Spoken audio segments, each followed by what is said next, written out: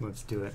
Let's do it. Let's Bam, bam, bam. impart knowledge on our listeners. It's time to turn a bird into a horse. Welcome back, everyone. It's the two lily investigators, Tyler, Kyle. And we're underneath this wonderful, Aztec temple I found on Google. And it's exploding, which is really cool. So we figured it was appropriate for the Boundary Beyond pack review that we're doing. So we're going to talk through the player cards today of the Boundary Beyond. And maybe some other stuff at the end. I don't really know yet. We kind of go with the flow, right? So the first card we have is Second Wind. It's a 1-cost event with a brain icon or a willpower icon on it. And it's a spirit, and it's got the keyword bold.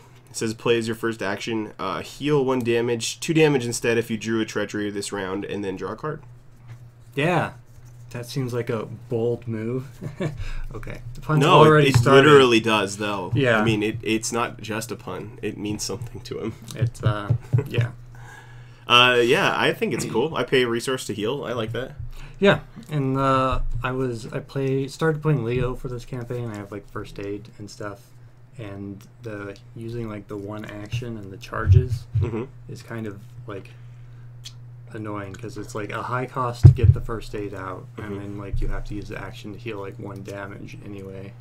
So like you can get a 2-for on this one, so it's like nice to possibly get a 2-for, and you're probably going to draw a treachery card out of the Mythos deck. So yeah, I mean it's pretty likely. Yeah, and then you get a free replacement card. So depending on how you feel, like this could be a good card for you. I think it works well, and I immediately thought of Mark Harrigan because Mark wants to take damage, but healing in Mark is good, and letting him draw is even better because he's already drawing with his cards, but drawing more is going to be good because you want to get your pieces out. It also is a spirit, and so I was thinking of Calvin because controlling your health in Calvin is really important as I'm learning. Like I think last game I had like 5 damage on me, and I was floating the till the end of time, and I made a leather coat. And it was kind of scary, so sometimes it'd be cool to like do your tests and at the end of the round take like heal 1, right? So I like it though. I think I'm a pretty big fan of it. It's like it kind of sits in the spot of like between emergency. What was that one? Emergency aid. Yeah. And like so it's like this card, emergency aid, first aid, and like the hierarchy of am I gonna have a ton of resources or not? Do I still need to heal? Yeah. So I get you. It is only damage though. I guess first aid is horror and first aid is horror, so you don't get your horror back. But so yeah, maybe this fits in. It is faster than first aid. I feel. Yeah, I agree. The next card we have is Take the Initiative. So Take the Initiative is just a skill card with 3 question mark assets. It's practiced, and it also has the bold trait.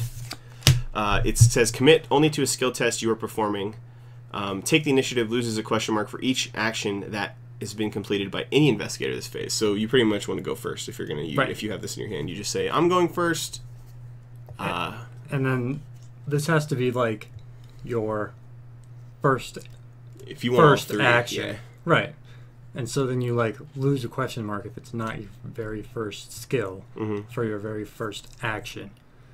So then you basically have just 2 question marks after that. So I was thinking like, why not just take like a normal one of the neutral skill cards? Oh, because you want to use an extra question mark on your first test, right? And it's well, yeah, but like you're just using two slots in your deck. I think it's because you get the benefit of having an extra question mark sometimes. Because on unexpected courage, you can commit that to other tests though, so that's kind of a drawback. I think it's like mediocre. Like I think you could set up some cool combos with it. I suppose. Like if you're like gonna use a shotgun or something like that, you could get some extra successes. Or I suppose. I feel that wouldn't be enough. Like I think it wouldn't happen enough. This is great in like solo, or maybe even 2-player can be okay. Yeah. Not in like a 4-player game. In a 4-player game, it's probably not terrible. It just has a higher likelihood of not doing anything at all. Like, because it can become completely dead. Like, it can have no icons on it. And so if anybody takes their turn before you, it has no icons on it. So yeah. And so then it doesn't do anything. And one of the cool parts about this game a lot of the time is that there aren't a ton of dead cards that you have in your hand, and this card can become dead, but it also has the potential to be a 3 question mark, which is like cool. Really good. So, and you can commit this during the Mythos phase. So you could commit this to like a test. And it would always have 3. Yeah. Right? Okay. So there's always that. So maybe it just like saves you from. I think that's because it doesn't say. It says commit to a skill test you are performing, which you would be performing this like the brain test or the foot test on the skill card. And so yeah, it's a really good Mythos card, I guess, if you need to protect against Mythos. And you have this would be maybe it's good for like Skids, who's got like terrible willpower and like he can just survive the Mythos phase. Or Leo, who has like no feet. Yeah. It's like okay. You've convinced me. I've been convinced. All right, well prepared. So well prepared is kind of interesting because it cares about assets that you have, and there's so we looked up some stuff, but basically it's a 2-cost 2 experience asset. This is a talent. As a quick action, you can exhaust well prepared to choose an asset you control, and you get plus X skill value for this skill test, where X is the number of matching skill icons on the chosen asset. So it itself doesn't have any skill icons, which is kind of interesting. Probably because it wouldn't want to choose itself, which makes sense. But it is one of those cards that doesn't do anything at all for you in your hand, so you have to make sure to play it, right? Yeah. It's not permanent or anything, so you do have to like get it out of your deck and play it. But there's a ton of assets in the game. I think we have like I looked it up, and there's basically where's the bottom of this page? 192 different assets, most of which have skill icons on them. What do you think about this card? It seems pretty good when you're looking at them, and the most skill icons on an asset is 4, and it usually doubles up, so it's like 2 brains and like 2 fists, and that's usually on like the upgraded like cards for like physical training, like hard knocks, hyper awareness, the Rogue I one. can't remember the Rogue one. Streetwise? No, the Rogue one is Hard Knocks. Oh. Hyper Awareness, Dig Deep, which is a Survivor one, and then Arcane Training or whatever. Physical training, and then there's stuff like that. Yeah. Yeah. So.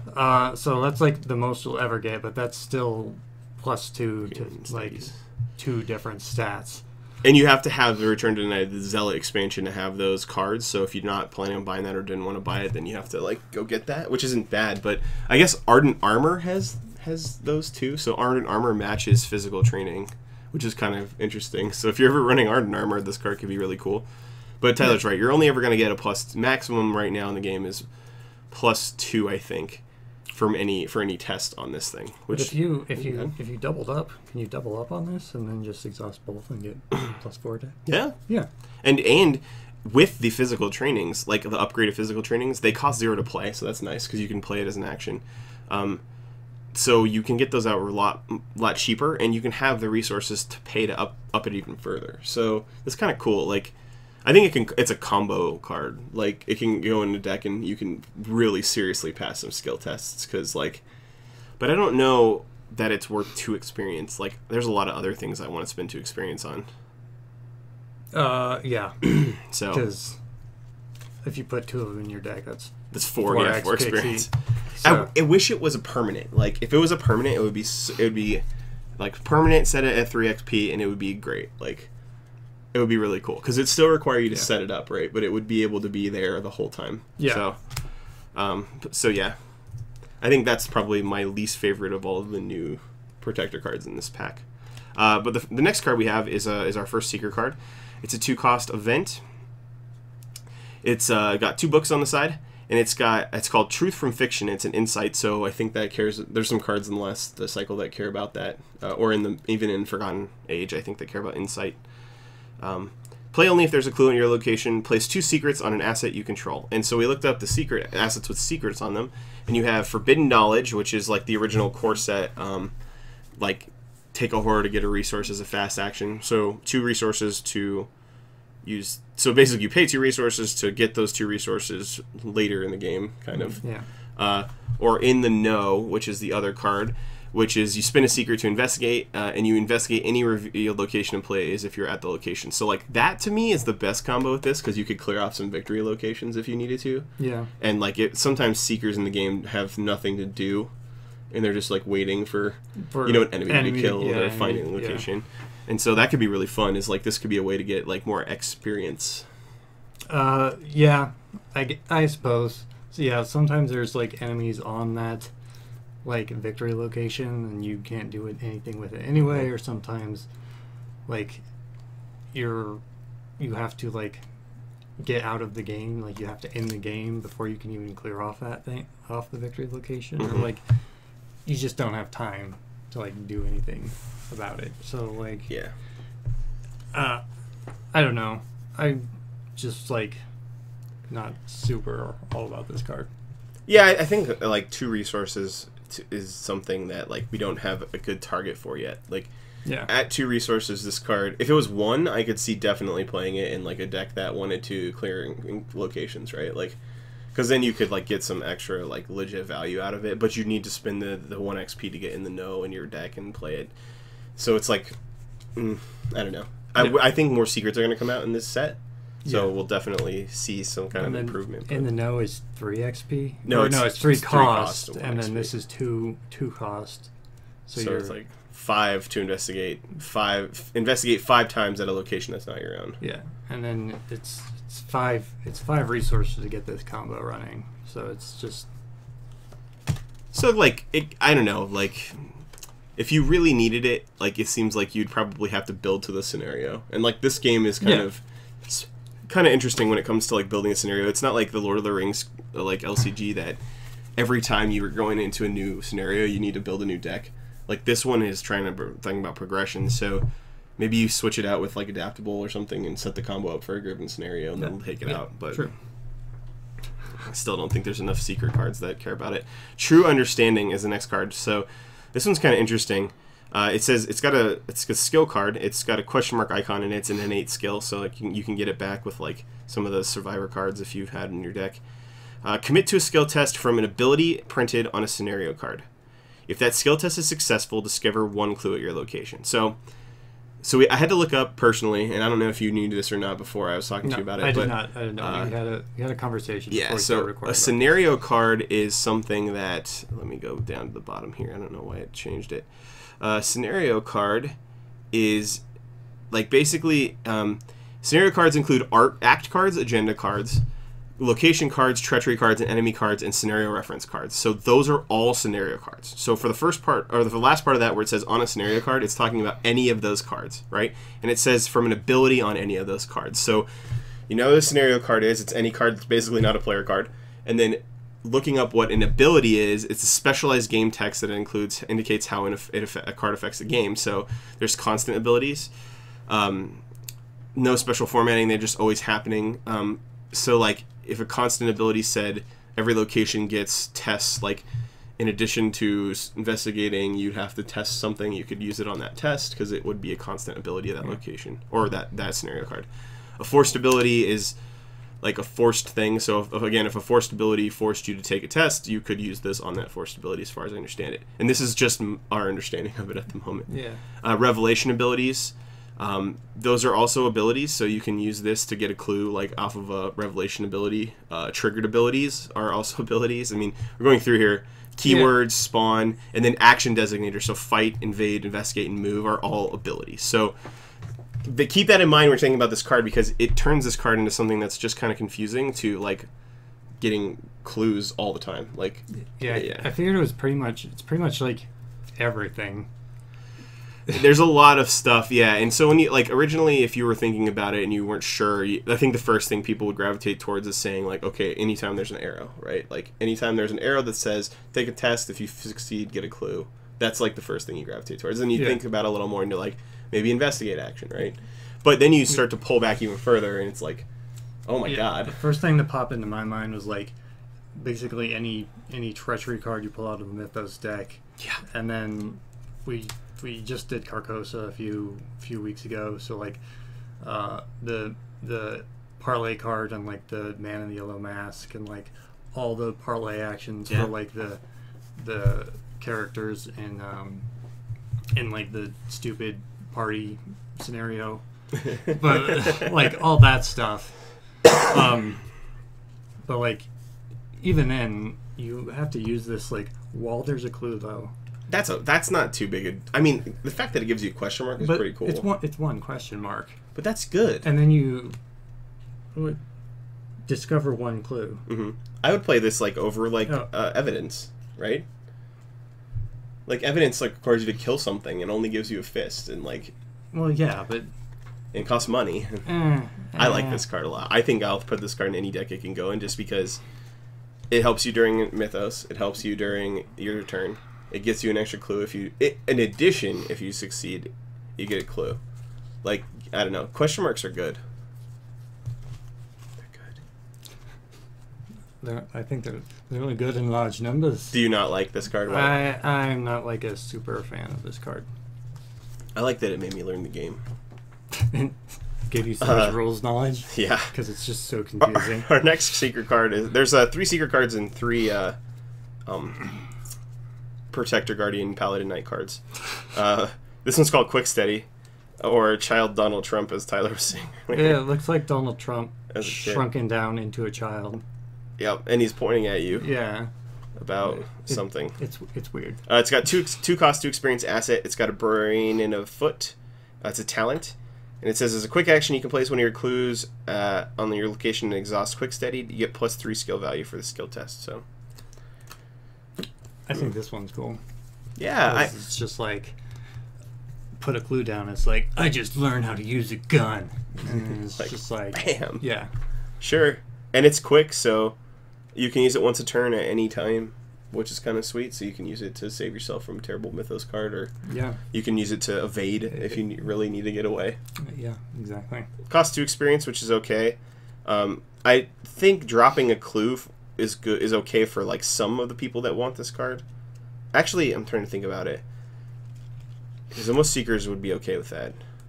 Yeah, Seekers can usually hopefully pick up like a few clues a turn, and like I think this is okay for whoever can play it. Like, as long as you can get a clue. Otherwise, you probably if you're not planning on getting clues, or you're not focused on, or you don't have like flashlights or anything really good to get it, you probably don't want to pay the money for this card or the experience for this card.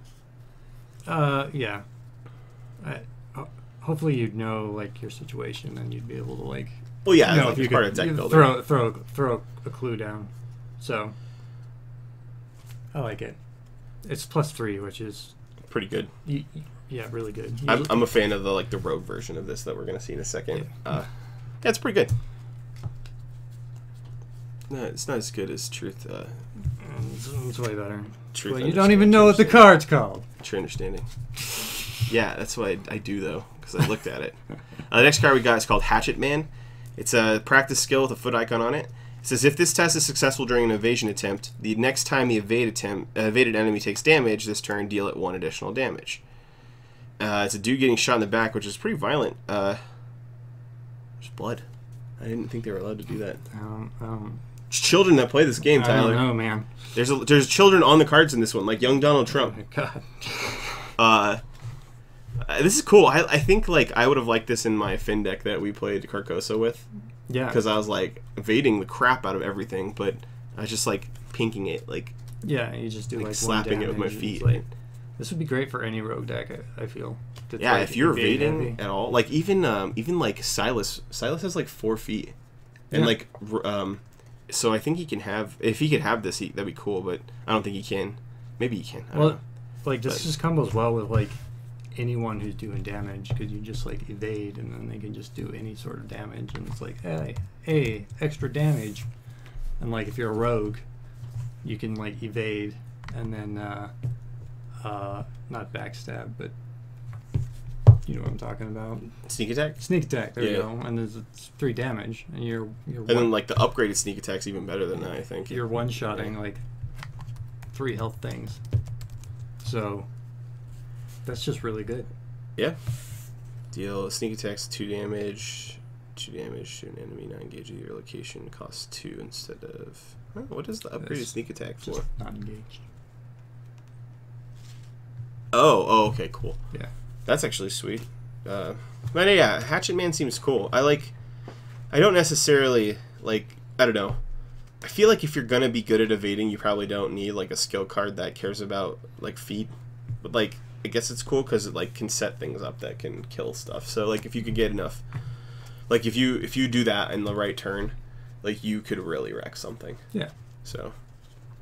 Next card we got is called High Roller. Did you have something else to say? It's really good for like even those super massive bosses. Yeah.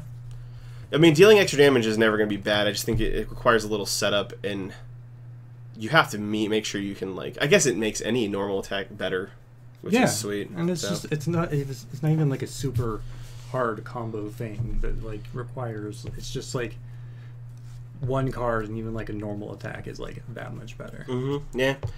Yeah, I guess I'm kind of a fan of skill cards too, because skill cards don't like usually cost anything. They just kind of help. They're just generally usually good at what they are doing, because they don't cost you any resources, and they just get committed. And with the right characters and cards, you can pull them back. So, all right, High Roller. This is the one I think I like a lot, based off of what I was playing. Again, this goes back to the Finn deck I was playing, but it's a 2-cost 2 experience asset with a book and a fist. It's a talent, and it says, as a fast action, you can spend 3 resources and exhaust it, and you get +2 skill value for the skill test. And if you succeed, you gain your 3 resources back, which I think is sweet. Like, the whole idea of the Finn deck that I was playing was to get money and be able to pay for evading and pay for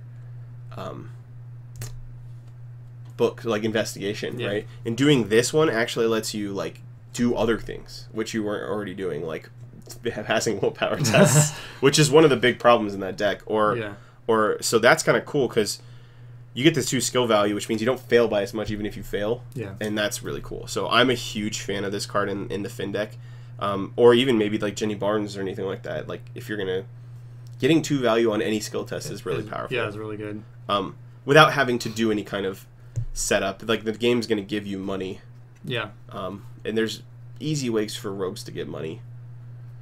I do like that a lot of these assets that have experience on them in this pack are 2, which means they can fit in the core set crossover versions. Yeah. Like, that's kind of sweet, because we've been seeing a lot of, like, high experience cost cards in the last, like, 5 packs, and it's like, that would be cool. Oh, I can't have that. I can't have, like, Ardent Armor in, like, another deck, so. Yeah.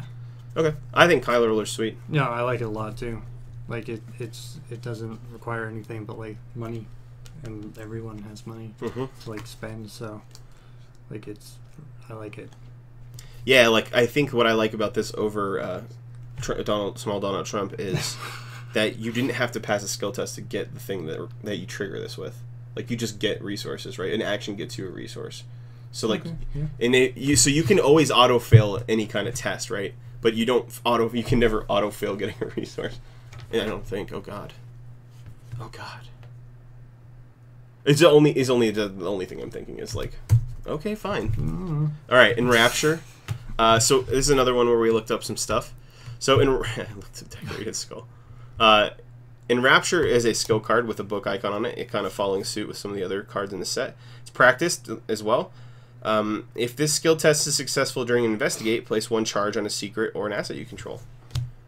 And there's a lot of secret asset cards. So not secrets we already talked about with the In the Know or whatever it's called, Truth from Fiction. So like those ones are what they are, right? You could put this lets you put kind of like a free pass a test and you get a free charge, which is better than paying 2 to get 2.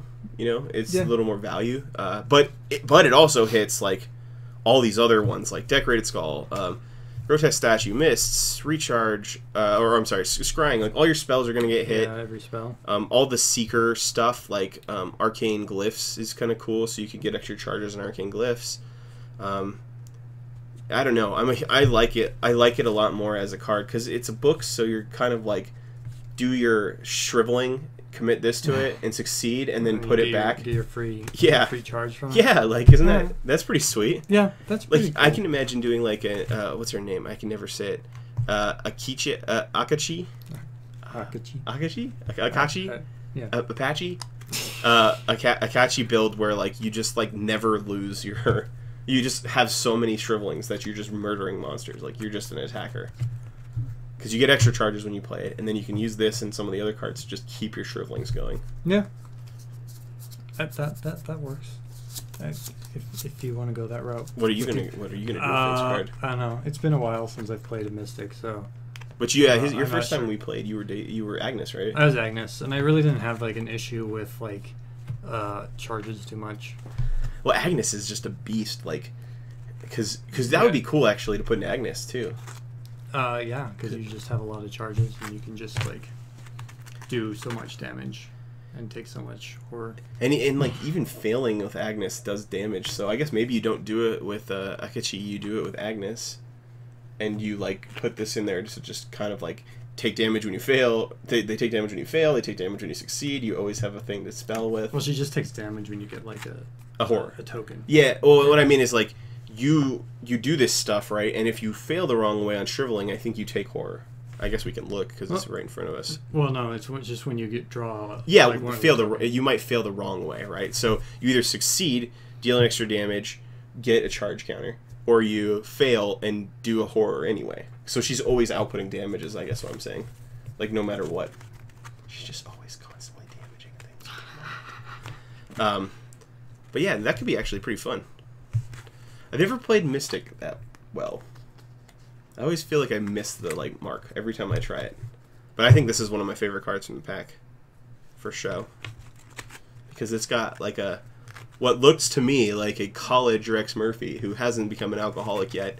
Just looking at a book, looking at the stars. And he's studying. Maybe he should have been studying for class instead of. So that's probably what inevitably made him an alcoholic. He failed tests and then he turned in. He's like, I guess I'll just be a journalist. I guess. All right, the next card we got is called Recall the Future. Doesn't make a lick of sense. Recall the future. It's dumb. Well, that's why she's like going like back in time. I know it was a joke. No, it was a jork. No. Well, so that's interesting to me. So we have kind of commented on how some of the like art in this pack is very like childish, and we're gonna get to Cornered, which is gonna be like a card that literally has a kid on it. But I wonder if the Boundary Beyond means like traveling back in time, like maybe going back in time or something like that with all like the kind of future past crap. Perhaps we'll see. We'll never know because we just got so frustrated with the.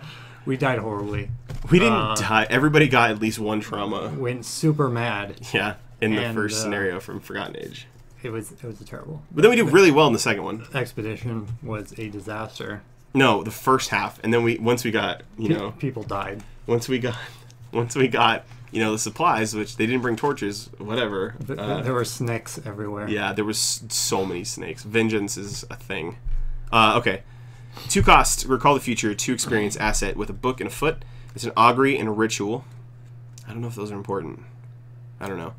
As a reaction, when the skill test you're performing begins, if Recall the Future is ready, name a chaos token. If the named token is revealed during this test, exhaust Recall the Future, then you get +2 skill value for that skill test. This is great. I fucking love this card. This one is really cool. That's so sweet. Like, just negating, like, the scenario, like, symbol cards, because you don't want to call like +2, right? Like no, you're not going to do that. You just say skull, or you say maybe -2 if there's 3 -2s in there, right? And it becomes a 0. Yeah, and then you can just even it out, or like you don't have to like cover like the -4 that's in there. You can just go up to like -2. You can just cover that. You can just call -4. So. Yeah, and you see, I think this much like the seal cards like affects your bag, and that's really cool to me. Yeah, it doesn't only affect you, but hey, man, like that's fine. Yeah, I think the Mystic cards in this thing are freaking amazing. Yeah, like, they're both really cool. They're definitely getting some Mystic some love in this one. I like that it's a reaction too. It doesn't have charge counters. It doesn't sit there and require you to kind of finagle it around. You just play it and then you use it every turn after that. Yeah, right? And it's like it's there forever too, which is nice. Instead of like and if you play the bag, if you pay attention to that stuff, this card can make your life easier. Like, look at your bag contents. Do you have if you have 3 of a token, try to put that one in there, make it a 0 or make it a +2 with some other bad effect that you'll never get because you never fail, right? Like, it's just so solid. Yeah. It's very good. Very nice. Slowly seal of approval. Okay, we have a downgrade. It's not a downgrade, really, but a lower... a low grade? Low grade. Low, yeah. Low grade. Okay. A low grade try again. Try and try again. So the normal try and try again is actually... it is actually 3 experience, I think. Let me see. Let's see. We have it here. Right? Yeah. Try and try again. Yeah, so the original one that we got was 3 experience. It was 2 cost, same cost. And it has a reaction ability. It just has a reaction ability that says, after a skill test has failed, if a skill card in your hand is committed to that test, exhaust it and return the skill card to your hand.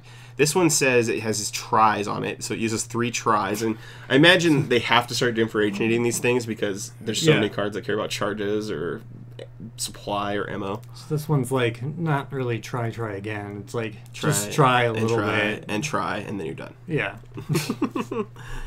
And you the interesting thing is you discard it when there's no tries on it, which is like okay. I'd rather like it stay out because it's a slotless asset that I can sacrifice to stuff, you know. And it costs 2, which means that like certain things would care about that. But as a reaction, if skill test has failed, you can put the committed skill card back into your thing and spend a try.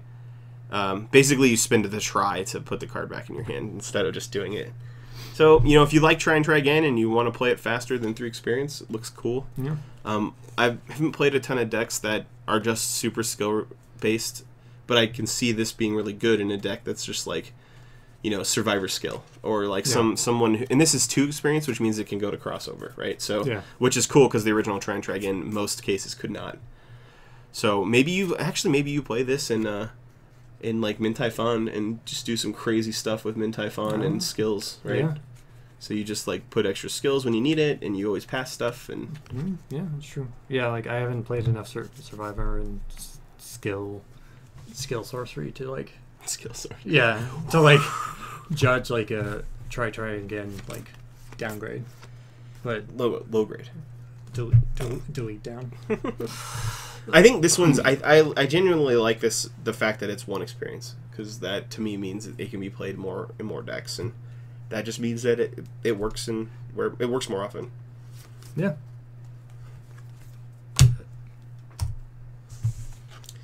Last one we have is called Cornered. This is the Survivor 2 cost 2 experience asset from the set with a brain and a fist on it. It's a talent, and it says, as a fast action, discard a card from your hand, and you get +2 skill value for this test, limit once per test. So we got... This one's pretty good, I feel. This one is so prepared. Good. Everyone in this set got a discard a quick action or reaction to do a thing to get a skill, more skill value, right? This one's kind of cool, I think. Like, survivors have the best, easiest time getting cards back. Like Jason was doing it last time. Jason, hi, shout out. Jason plays with us at our Collectormania group, and he was doing stuff with Rex and like scavenge, and like getting his like items back and recommitting them to tests, and like I don't know. There's some cool stuff that you can do with this, and +2 skill value for that test, any test. Yeah. I immediately thought of Wendy with this one because you can like discard an event, and with her amulet you can like play that event and like. And this one doesn't exhaust itself either, right? So this is this is the only one I think that stays up, and you can use it for each test you do. Like you can only do it once per test, but you can do it for every test you take all the time forever. Yeah, and even then, like in this game, I feel discarding cards isn't that big of a deal because some cards, I may just be bad at building decks, but some cards I feel like I'm just never going to play this card ever. Well, based on the scenario, right? Yeah, that's part of the other side. So like we're talking about, like I was talking about earlier with Lord of the Rings, like you build your deck for that encounter, so you never have to worry about dead cards as much. Yeah. In this one, a scenario like Fine Clothes, like it's a reason to maybe put Fine Clothes in if you are running adaptable. Yeah. If you know that every other scenario has parlays, like this makes Fine Clothes +2. Yeah. I think this is probably the best one. I really like the Mystic one, but the fact that most people who can have this can just pull cards out anyway. Like Yorick can play them, Wendy can play them, Silas can pull cards back after. So like if he does do this in discard a card, he can pull the skill back if he over succeeds. Yeah, I don't know. I think it's cool. Like, I think this is probably the best talent, the talent 2 cost 2 experience talent from this. Yeah, I like it a lot.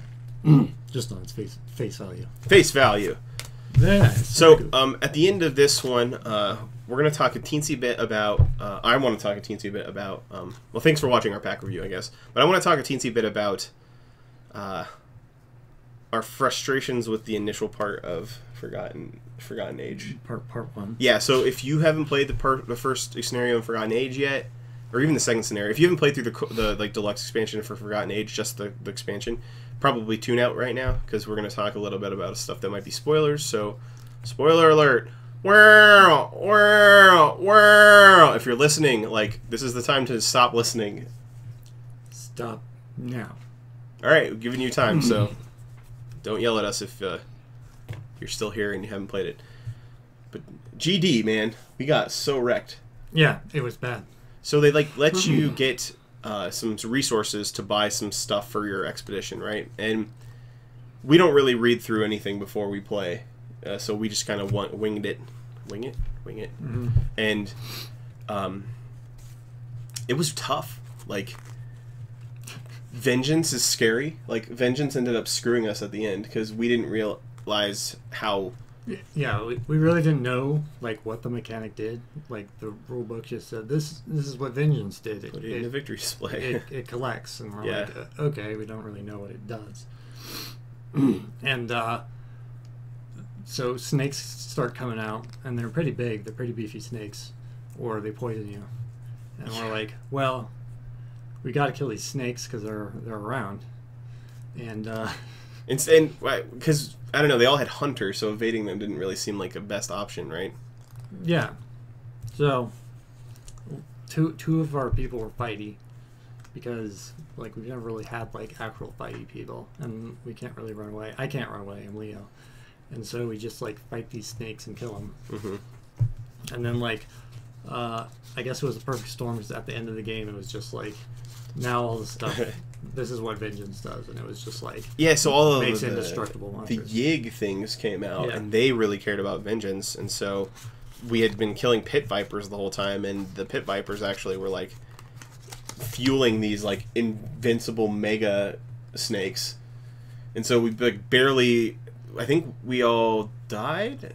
No, some of us died, and some of us resigned or died, something. And then, like everyone else resigned because there was like an indestructible creature. It was like 7. Yeah. It was like 7 like or something, and then like another creature that was like super buffed. So I guess it was interesting because I thought leading into the second part, so if you haven't played the second part, again, you were told spoilers, so go away. But leading to the second part, like, you end up doing an interlude that gets you a ton of like trauma because of the shit we didn't buy. Pardon my French. The stuff we didn't buy with the resources, which was also a surprise. Yeah. And so, like, I mean, it really did feel like we were on kind of a jungle expedition with a bunch of people who'd never been on one before. Because we're like, well, I don't know, we need rope, we're right? Like, what's a jungle? Yeah, like, we're just going to be there for like a day, right? It's no big deal. And then you go out there and you're like, wow, were we really unprepared for that? It's like the first time you go camping in college and you're not really thinking about, like, what you should bring. And you're like, crap, we didn't bring any food. Like, why did we not bring food? Like, we just brought fireworks? Yeah, we just brought like booze and a tent and a sleeping bag. Like, we don't have fire. We don't have any kind of thing to drink, like, besides the booze. And so that's kind of what it felt like, was like your first college camping trip when you're like, let's just go out, man. Let's just have fun. But it was fun, but it was kind of demoralizing. So I guess we're here to say, if you're watching it, don't get demoralized. Just keep playing, because I think it'll get better or it gets more fun or something. So. But yeah, I liked it because I was Calvin, so traumas are great. But everyone else didn't really like it, so. Yeah, I did not have a great time in the first scenario. The second one wasn't as bad. I think it was a little bit more Indiana Jonesy, which was kind of fun. Yeah. But they mentioned Monterey Jack in the scenario, and I'm like, man, I wish he was out. He'd be so cool for the scenario. But anyway, thanks for watching. If you like what we're doing here, let us know. Like, comment, subscribe. Hit the little bell for notifications from our channel. Not our channel, but the Collectormania channel. Labyrinth of Lunacy just came out, so if you haven't played that, it's just a great time to try now because it's out and you can buy it. In October, we have Arkham Knights happening. We might be there for it. We're not really sure yet. We just don't know if we'll have... I don't know if I'll have... Tyler has millions of time and money, I think. I have lots of time. Yes, lots of time. So we might try to head out there and you can meet us or whatever, but who knows. But yeah, have a good one. Like, comment, subscribe again, and see you next time. See you next time, investigators.